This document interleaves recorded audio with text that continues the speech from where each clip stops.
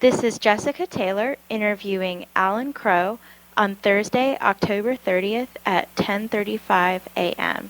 This is a phone interview from the Samuel Proctor Oral History Program in Gainesville, Florida, to Mr. Krowe's home in... Where are you coming from? I'm in my home in Ocean Reef, Key Largo, Florida. Great. Mr. Krowe, can you please state your full name? My name is Alan, A-L-L-E-N, Julian, J-U-L-I-A-N, Krowe, K-R-O-W-E. Okay, and where and when were you born? I was born June 17, 1932, in Deltaville, Virginia. Great. And where did you grow up? Well, that's a little bit of a mixed story. I was living in New York at the time, before I was born, with my mom and dad, and he was working in New York. But Mother decided she wanted to come back to Deltaville, notwithstanding the fact that New York City had the finest hospitals anywhere in the world in 1932. But she came back to Deltaville for me to be born in the same room she was born in, with my grandmother, her mother, at her side, and to be delivered by the same doctor that delivered her. Wow. And so we came from New York back to Deltaville, little Deltaville, for me to be born. And it seemed to work out okay. Wow. What are the stories that she tells you about your delivery and your earliest time in Deltaville? Oh, that's interesting. Well, she tells me that I stayed there about 4 months before she went back to New York. My dad went back to go to work, but she stayed there about 4 months. And I was not as robust as I was by the time I was in high school, and I had a problem with the croup, and back in the old days it was called the spasmodic croup. And one story from a from a neighbor and from my grandmother and my mother was that I was having a spasmodic croup seizure where you have trouble breathing. And I was my second trip to Deltaville. I must have been about 8 or 9 months old then. And I began to lose my color. Oh, wow. And a neighbor, Carrie Perry, P-E-R-R-Y, was there at the time, and she was a very religious lady. She belonged to the Holiness Church, which was a church then very active in Deltaville. She took me in her arms. It was in around Christmas time. Went out in front of the house with me in her arms and threw me in the air and said a prayer for my survival. She caught me, and the blockage in my throat was expelled, and I breathed and I lived. And here I am today. That's an incredible story. That's Carrie Perry. And she had a husband. Husband was named Dallas Perry. There's a little story I'll tell you later on about Dallas. Oh, well, tell it now so you don't forget. All right, about my grandfather, whose name was Addie, A-D-D-I-E, J. Weston, W-E-S-T-O-N. Well, Addie and Dallas were both oystermen in the winter and fishermen in the summer, and they were the oldest and still truest to the old traditions back in the 40s. My dad was back then from New York and living in Virginia, in Deltaville. And he was an oysterman, but he had a powerful boat with big engines, and they did what's called patent tonging with people there to help. And huge tongs went down, and the machines closed them to close, and they would pull up the oysters. But not Dallas and Addie. They did it the old way. They did it with what's called patent tongs. These are tongs that would grasp the oysters on if you will, handles that were anywhere from 22 to 30 feet long. And you put those down in the water manually, open them up, close them, and bring the oysters up, hand over hand over hand. That was the old way to do it. Both Dallas and Grandpa Addie were both still still shaft tonging at that time. And all the other guys, my dad and others, were out in their boats, in their big boats, powerful boats, all patent tonging. Well, even the boat was an anachronism because both of these guys had log canoes as their boats. They were about 30 feet long. They were, in fact, made of logs that had been carved out to make the bottom of the boat. and they were the last two log canoe oystering boats oystering in that part of the Rappahannock River. And the engines in them also were totally unique. And Jessica, you don't have to take an exam on this, but these are single-cylinder engines, and they're called Palmers, Palmers, single-cylinder, and they had a very large, about a 45-inch flywheel on the front of the motor. It was one cylinder, and that flywheel would turn, and that would be the momentum that would keep the engine going between cycles as the ignition caused it to go. And the way you start it was you turned over the flywheel by hand until it went pop, pop, pop, pop, and the engine started. That engine had no reverse, Jessica. It only went forward. The only way you could back up the boat was to stop the engine and then start it backwards. You'd roll the flywheel backwards to start it backwards. That would give you reverse. Now that you know that much about these boats, Nope. Alice and Addie had to leave the oystering grounds early because their boats were very slow. And they started in toward the end of the day to Broad Creek. Broad Creek is one of the major commercial creeks in Deltaville. And as they were going along, the boys were beginning to get their boats ready to go, and behind them, all the faster boats. They knew they would overtake them and pass them long before they got to the harbor. But something was unusual this day. Dallas and Addie were sort of side by side. And they both reached down and throttled up their little single, to its maximum power. They were racing into the creek. Well, all the other oystermen who could go 3 times as fast as they could all settled in behind them to let the race continue all through the marker beacons, red and green, into Broad Creek, and head toward the dock where the oyster buyer was waiting to buy the oysters. And they stayed behind them so that these two old captains shut off their engines and let their boats cruise up just at the right speed to stop on each side of the buy dock and represent the first boats to sell their oysters that day, with all the fast boats lined up behind them, kind of clapping in the distance. That's the story. Wow. Did you just read that to me, or are you this great of a storyteller? I guess I'm a storyteller. I didn't read it. No, that's wow. the story. That's incredible. So where did you first learn about the way that the different boats run, and then also, the industry of oystering? Well, I had the joy of my life of coming to Deltaville every summer, and living first in New York and in the Bronx and the Upper Manhattan, and then living in Washington, D.C., very big cities. But in the summer, when I came to Deltaville, I was with my grandmother and my grandfather, Nanny and Addie Weston. And I could take off my shoes and leave them off all week, except when I went to Sunday school. I'd have shoes on Sunday school. And to me, that was being in paradise. Oh, I didn't mind New York, and I didn't mind Washington, D.C., but my heart and my love was for Deltaville, where I could be a boy and go down to the creek and soft crab. If you think about all the things I've done in my life, and I've had some luck, and I've had some success, but certainly one of the best jobs I ever had was soft crabbing at age 9 or 10 on one of the little creeks nearby my home. I would go down about 5:45, get in the skiff, and pole around, standing in the front of the skiff with a dip net, and catch soft crabs. I would soft crab for about an hour and a half. Then I would take them up to the tailor's market and sell them to the restaurant, and I would make myself $1. And when I was 10 years old, $1 was like 2 weeks' pay. Job I ever had, and I was all done by 10 a.m. If you had a job that well, you'd be blessed today, Jessica. That was one of my best jobs. So I learned about Deltaville by being there every summer and knowing the people and loving the people and being there whenever I could. When I was in high school, I was a sophomore in high school, and Dad and Mom moved to Deltaville, retired there. So then I was there year-round. And I got to know the place really well then. So I learned about boats. I know about boats. I'm mechanical. I was running a little crab boat when I was 16 and a half.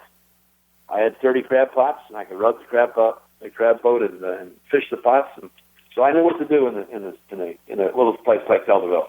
Yeah. Just to clarify, what did your parents do for a living? My dad was a baker, and he was the highest tier baker in New York. He baked in the district that had all the fine specialty cakes and breads and different things of that sort. Highly sought by the German and German American group and by Europeans generally. These were pastries. He was a pastry chef of the first order. And he was a high-level baker, and then came to Washington, D.C., and worked with a couple of specialty houses, again, baking these pastries. That's what he did for most of his life, but he, too, loved Deltaville and came back in the 40s when I was in high school to fish. He carried fishing parties in the summer and to oyster in the winter. Wonderful. So, just to ask you more how you feel about it and take a pause, how did New York City compare to Deltaville, especially as a child, an impressionable child? Well, it couldn't have been in a stronger juxtaposition. I didn't go barefoot in New York City. I hope not. Nope, and I did a lot of things that kids then did. We trailed behind the vegetable carts and snuck along and would take a potato or two out and go out on a vacant lot and build a fire and bake a potato. We would ride scooters that were made out of orange crates with roller skate wheels in the front, roller skate wheels in the back, and a box-like crate in front, and they would be our motor scooter, our roller scooters. That was all going on in New York, and all good fun with the kids, playing ball, stick ball on the street, all that. But then when summer came, and it was Deltaville, it was a total different venue then when I came to Deltaville.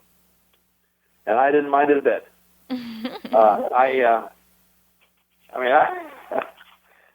You may have to edit some of this, but God bless you.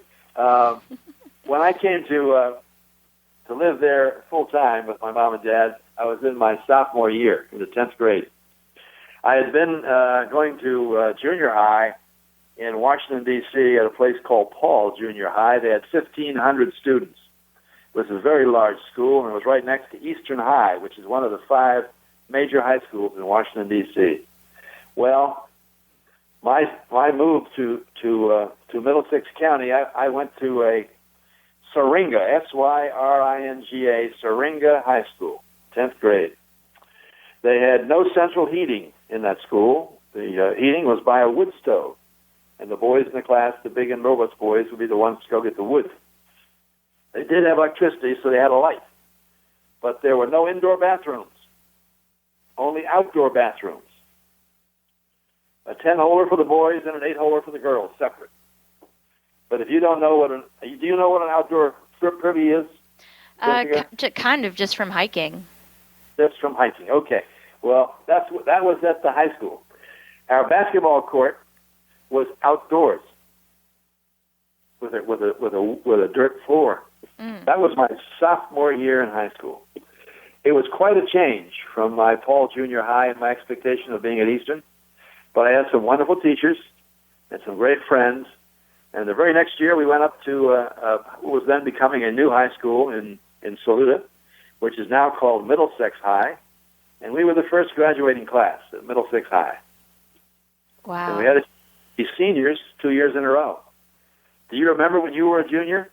Of course I do, yeah. Okay, well, we were supposed to graduate after 11 years, which meant being a junior, there was no senior class. We were the senior class. And the 11th grade. Well, before the year ended, the state of Virginia changed the law and says you're going to have to go 12 years to get your certificate. We said, oh, my God, we've got to go another year. Well, at first, that was a great blow. And everybody was stunned and saddened by the fact that we were going to have to go another year. But then I turned to my buddies, my friends, and said, guys, look, good. We were seniors this year, right? We're going to be seniors next year. Baseball, basketball, football, girls. You can't beat it. This is a blessing. And they all agreed with me. So Now, you put yourself back when you were a junior, and if they had told you had to go one more year, that next year you would have been seniors twice in a row. That would have been too bad, would it, Jessica? No, it wouldn't. But now that we're talking about that and talking about girls, what was courtship like in Middlesex County? It was entirely different than the world is today, and you would date a girl, and your friends would say, "Did you kiss her?" And you'd say, "Not yet, but I want to kiss her someday." and that's the way it was. I mean, these kids, we were decent kids, and the world is different today, Jessica. That's all, very different. And you knew the fathers, you knew the mothers, you knew the grandfathers. So you knew the people, and it was all a family there. And I dated some gals, and they're lovely gals. And they're still friends today. Well, that's great. So, but I have to admit, it was a different world and not bad at all world. I learned to drive when I was 16. I had my driver's permit. My dad let me borrow his car, and I dated in a car, and we went to the drive-in theater. And in those days, the drive-in theater was the place to go.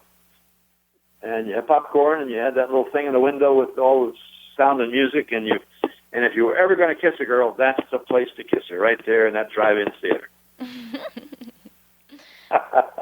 That's. Oh, I'm sorry. I heard someone in the background. Sorry. The milk crate car. Where they. Oh my goodness! Oh my goodness! Oh my goodness! She said to tell you about the milk crate. And what this is that when Dad went back occasionally because they were opening a new restaurant or a new deal in D.C., and they wanted him to come to do all the baking for the grand extravaganza, he'd be away for a month or 2 months. Well, he had a car that was really very, very neat. It was a beautiful car. I had a ball in it, and it was a 1947 Lincoln Continental.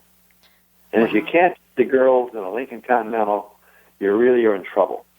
Well, I took that car with him, and he left me with a vehicle, which was a World War II Army ambulance.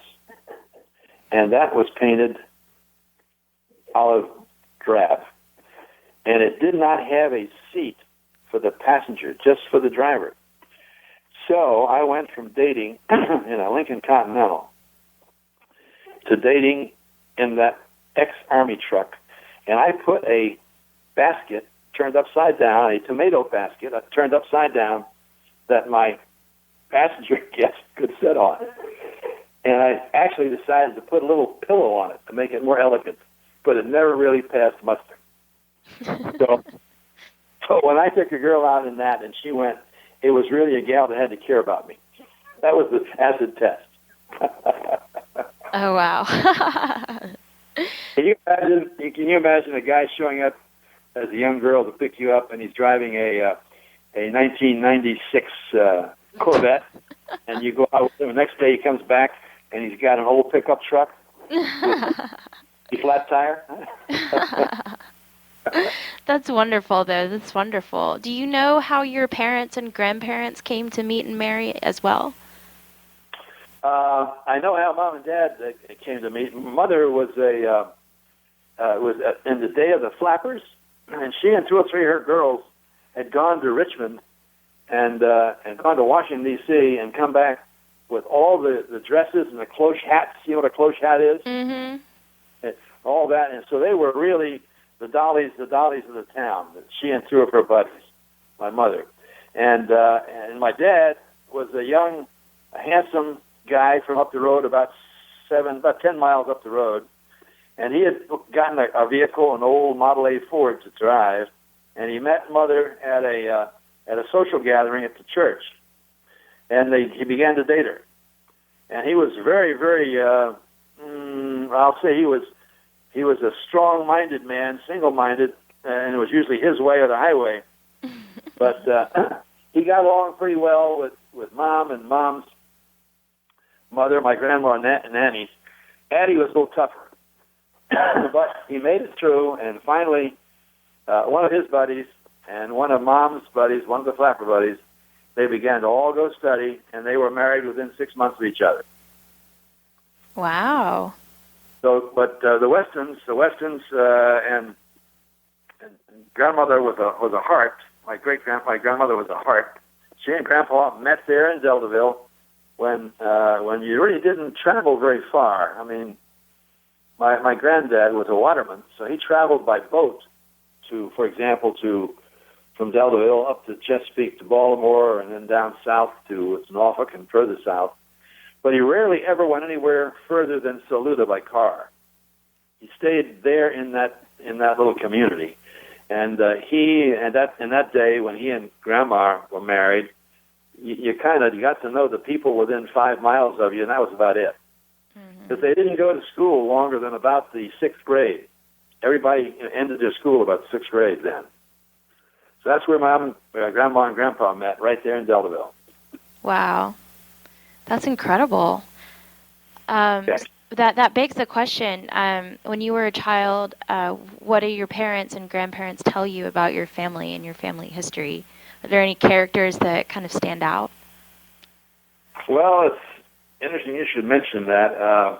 One of these things I'm going to send you is a story about a dark night and a bright light. And that story is about my great-grandfather. And my great-grandfather was a guy who lived there in Deltaville. He lived in Matthews, and then his family moved over near Deltaville.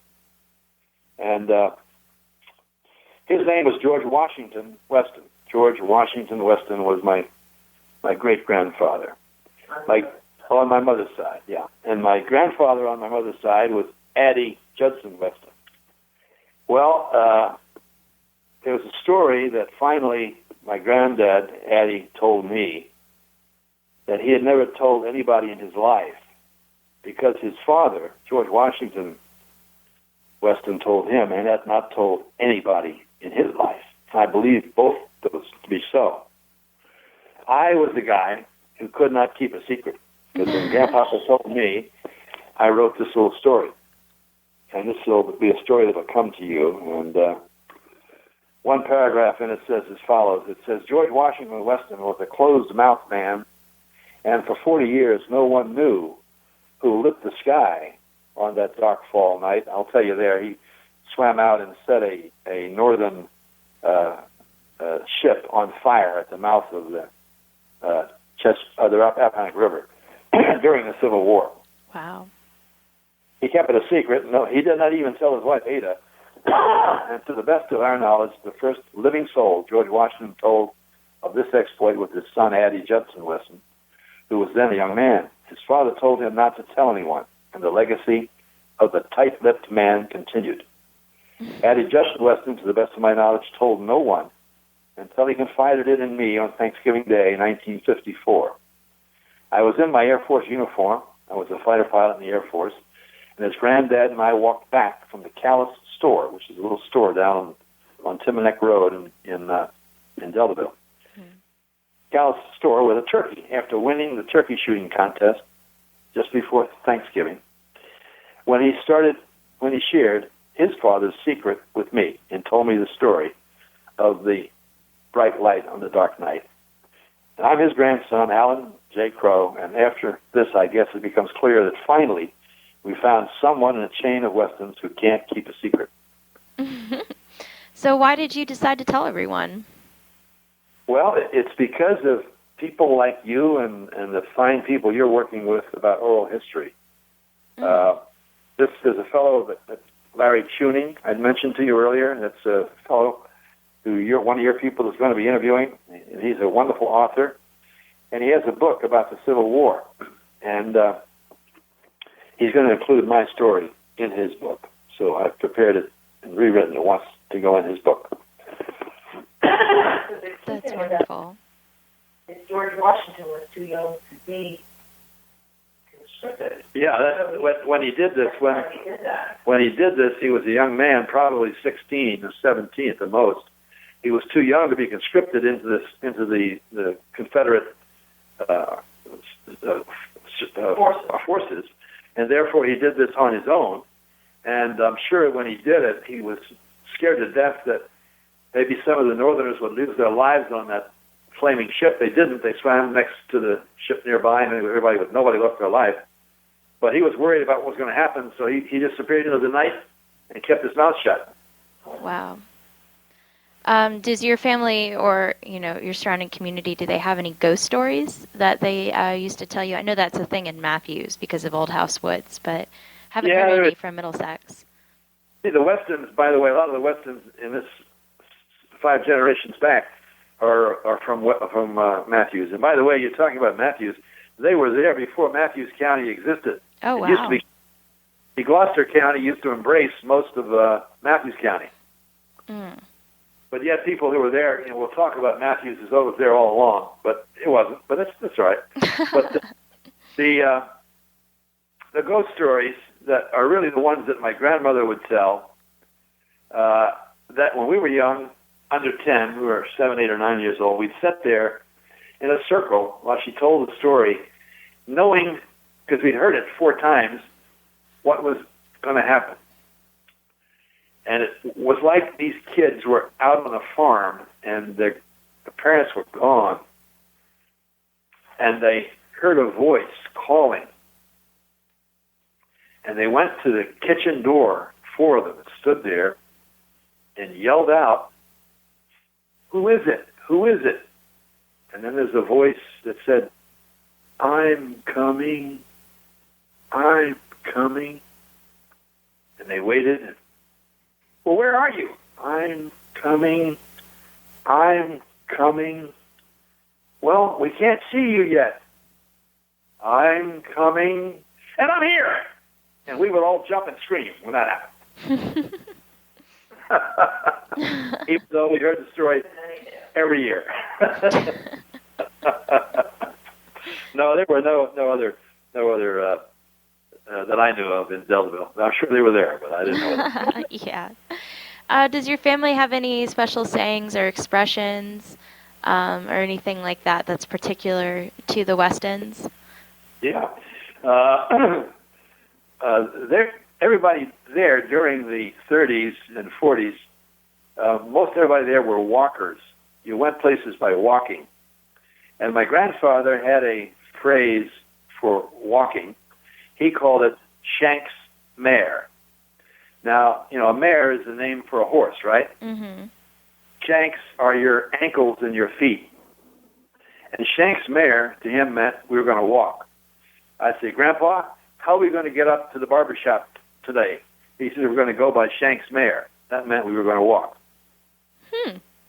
Grandmother had a frying pan, but she never called it a frying pan in the years that I knew her. The frying pan was called a spider. I don't know why. I can't explain it, but the name of the frying pan was the spider. And there were probably a dozen other phrases and things that they used that had different meanings. Wow. I mean, I might be able to answer your spider thing after I turn off the recorder, but remind me of that if you get a chance. But I wanted to see, especially because we're on the eve of Halloween, how are holidays traditionally celebrated in your family? Well, when I was there in the winters, the highlight were the desserts. Grandma was a good cook, and Mother would help, and we'd gather for Christmas. And even though this house that I spent every summer in Deltaville, the house that my mother was born in, did not have central heating. And until the late 40s, did not have electricity. It just had, when you said, "Is it in the ice box?" you meant ice box, not refrigerator. And the iceman would come and you'd put ice in the ice box. It did not have running water inside. It had a little pump house outside. And you pumped the pump handle and you got water. And of course, it did not have inside bathrooms. So you had an outdoor privy. That's the house. And at Christmas, the one I remember the most was the desserts that were made from snow, and it was called snow cream. It would be made in a little device that you turn and you put salt in it, and salt has a way of bringing the temperature down and freezing the combination of liquids that are around it. And she'd put vanilla and sugar in this snow and then make snow cream instead of ice cream. And that is one of my favorite Christmas desserts. Oh, wow. Wow. And she made absolutely wonderful pies, pumpkin pies and apple pies, and just great. And the stove was a wood stove, but it had a modern device, and that was the stove pipe that went up from the fire that was in the stove itself, went through a sort of a cylindrical thing like a little oven, and the heat of the smoke moving around the outside of that heated that little oven, and she would bake pies in that oven and then do a beautiful job with those pies. I'm sure there's not a housewife in Middlesex County today that could bake a pie that way. Well, that begs another question. Are there special foodways that your family had that maybe aren't around anymore, or food you used to see around the county that isn't around so much?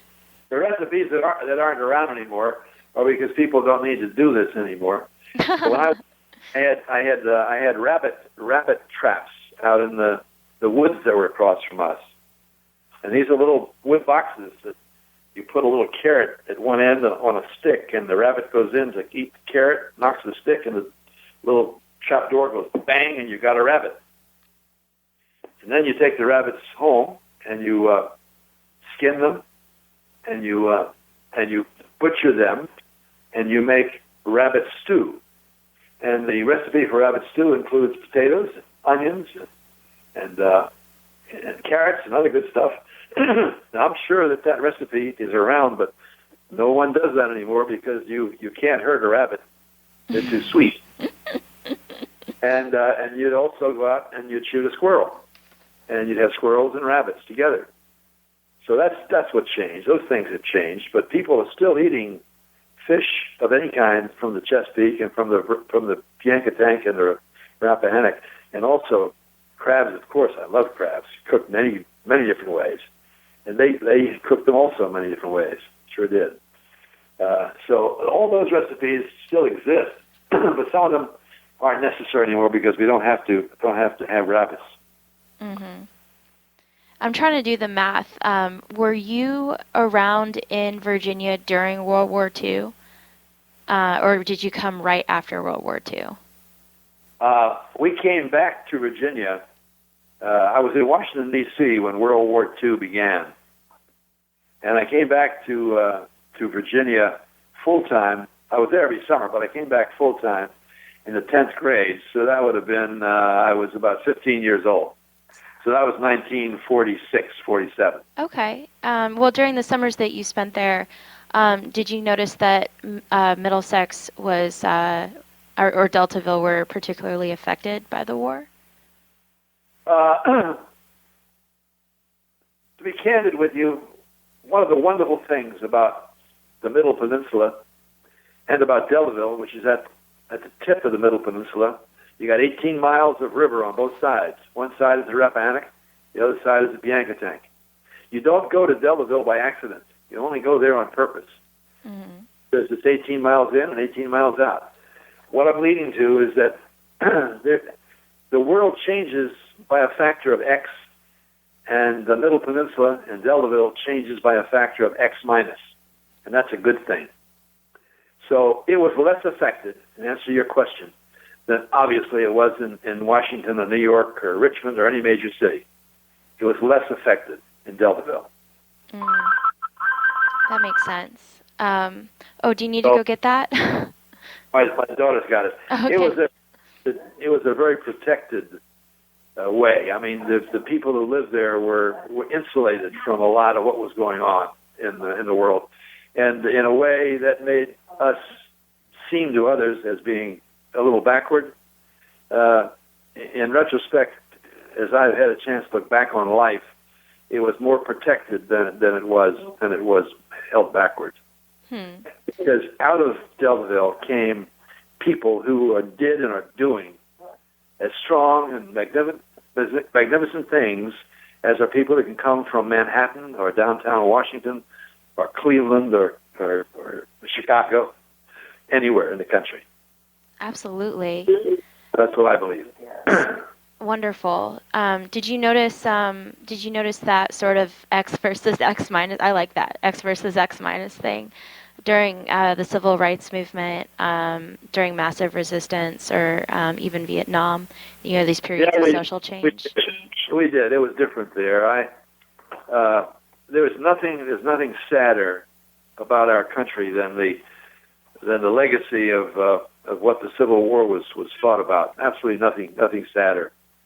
But let me tell you the story of a couple of churches. There was a church in Middlesex. It was called Zor. That church had both African American and white people attending church.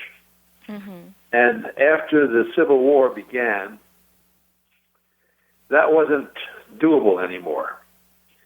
And the black members formed a church called the First Baptist Church. That church is still in Deltaville. It is still an African American church, and it's a fine church. My church is Zor. This is the Zor that's now moved to Deltaville. It was torn up by a hurricane, tornado, back early 2011. Knocked the sanctuary down, and we've rebuilt it. It's a glorious, beautiful church in Deltaville now, and it is all white. And it's a shame, because the church, when it was together, my, if you will, the older folks will say the singing was never better in church than when the black folks and the white folks sang together.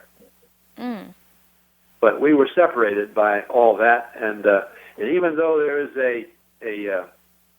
is not an antagonism in Deltaville and in Middlesex between black and white, the way there is in Ferguson or any other major city. But yet that too is changing as the young people get indoctrinated in what they see on television. Let me tell you a story. When I was 14, there was a black man who lived in Deltaville. His name was Mose. And Grandpapa and him did business together. Grandpapa, and when he wasn't fishing or oystering, raised vegetables in his garden, and Mose would fish all year. So he'd come by and trade fish for vegetables in the summer, and I called him Uncle Mose, and it just never occurred to me to do any different than that, because he was a friend of my grandfather's, and just about anybody who was a friend of my grandfather's, I called him. I called him Uncle Dallas, up the Dallas, Uncle Dallas, Uncle Mose. And Uncle Mose saw me when I was about 15 or 16 one day, and I said, "Hi, Uncle Mose." He said, "AJ," my name was AJ, by the way, not Alan J. I was AJ all my life. He said, "AJ," he said, "I'm not your uncle." I said, "Oh, Uncle Mose, why, are you mad at me?" He said, "No, I'm not mad at you. I'm just not like you. Doesn't mean I don't like you. I'm just not like you. I'm not your uncle." I said, "Oh, I guess I know that, but you're still Uncle Mose to me." So that's the way it ought to be, people to people. Mm. Okay. Well, thank you for being so honest with me about that. I did want to broaden the conversation a little bit and just ask you about the other ways that Deltaville and really even Virginia has changed over the course of your lifetime. If there's any big changes that you wanted to talk about. Well, I want to talk about the way in which Deltaville now is becoming more aware of the culture that it represents. And nothing is a better example of that than the Maritime Museum and the Holly Point Gardens that surround the Maritime Museum in Deltaville. I take it you've not been there. My students went, but I didn't get to go. Yeah, they're going to get to go. They're going to be there. Well, this is a museum that's created out of whole cloth by the people of Deltaville, and it's magnificent. It has the last large 48-foot log canoe freight boat anywhere on the Chesapeake. It's a beautiful boat, been restored by the team there. They've rebuilt the museum headquarters. They just had a John Barber exhibit there. John Barber is probably the most renowned painter of marine and water scenes all the way from Chesapeake Bay to Nantucket. He's a magnificent painter, and we had a collection was there for a year and a half. He's fond of Deltaville, and many of his paintings are in the creeks and rivers surrounding Deltaville. But that place, that maritime museum, is unique. It ranks, if you rank maritime museums in the United States on 1 to 10, this tiny little community has one that's probably sneaking up to be 10 or 11 on the list. Wow. Really quite a place. So that's happening in Deltaville. Deltaville has a community center where they have tennis courts and they have basketball courts. And they do things for the people twice or three times a year. They have big art exhibits. Artists now flocking to Deltaville. And I love that because even though you'd think a numbers guy and a financial guy would not do things like this, I write poetry and I paint. And I've got about 100 paintings on my walls in Deltaville. Wow. There are a lot of artists who come to Deltaville to both sell their paintings and to paint. So I like the cultural side of Deltaville. That is changing. That did not exist 50 years ago because people didn't realize it wasn't what they were. I mean, they just didn't think about it any differently than what they were. They arose each day and did their work and said their prayers and went to bed, and that was it. But today they realize that there's something special about the cultural side. And I like that because it says that we're going to try to preserve this separation that has represented protection and has been of great value to the Middle Peninsula and to Deltaville. What's been your part in that rising consciousness of what Deltaville is and could be? Well, I've been a supporter, and one of the ways that when you're lucky enough to have been a success, I can be a supporter financially, and I've been a supporter financially to the church, the community, to the Maritime Museum, to the Scouting Rescue Squad, the fire department. See, when you think about this, we have a marvelous fire department in Deltaville that is volunteer and has been volunteer now for 50 years. We have a rescue squad that is absolutely top grade. It is all volunteer. It has been there for 35, 45 years. So all those things now are being seen as these priceless assets of a community that has risen by its own bootstraps to do its own thing.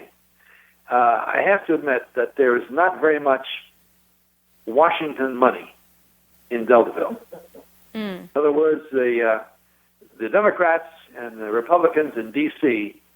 over the last 3/4 of a century have done very little for Deltaville, and that's okay because Deltaville is now Deltaville owned and Deltaville supported.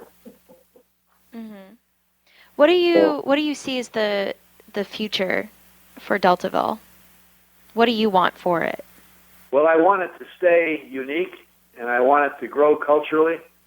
And we have, I want to see the property values in Deltaville begin to grow by the 3 to 7% per year that it should be, because it is a unique place on earth, and that supports the economy and the people. I'd like to have the helpful folks in Washington essentially leave us alone.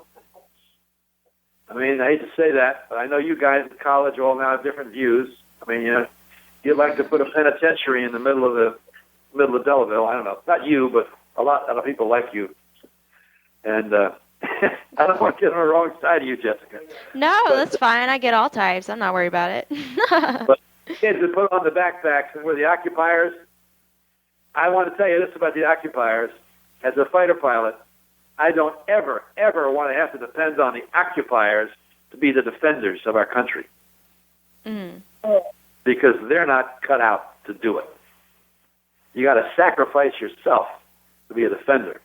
And I don't see very much the occupiers are sacrificing of themselves. My daughter's saying, "Shut up, Dad." And I think she's right.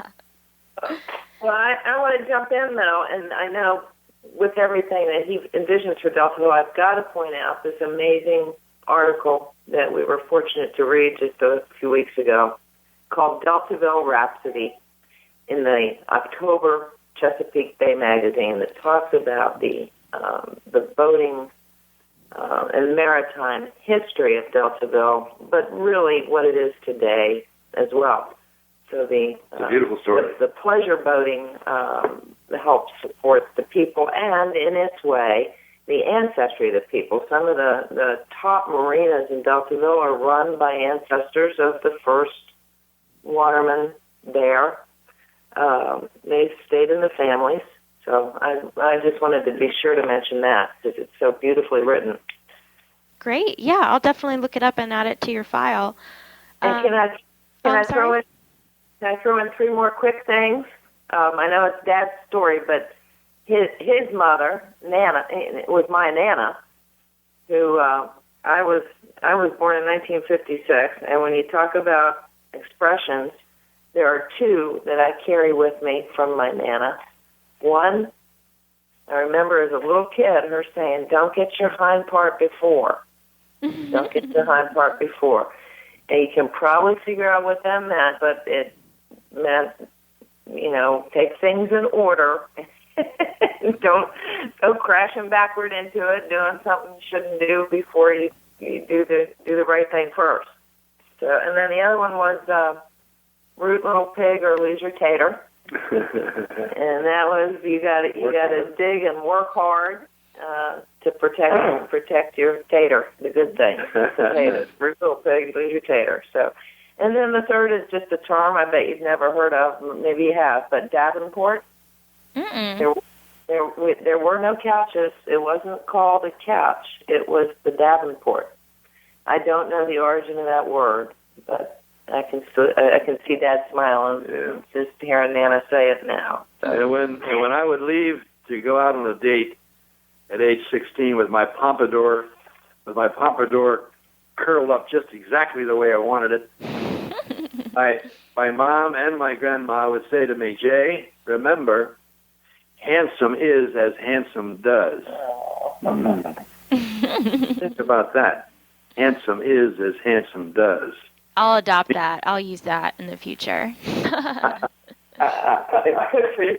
It's been a pleasure, dear. Yeah, absolutely. Can I get your daughter's name real quick so that I know how to transcribe it? That's Vicky, Vicki, Carr, Carr, and she puts a Krowe in between it now. Vicky Krowe Carr. Okay, that sounds great. Let me turn off the recorder now, okay? Hold on.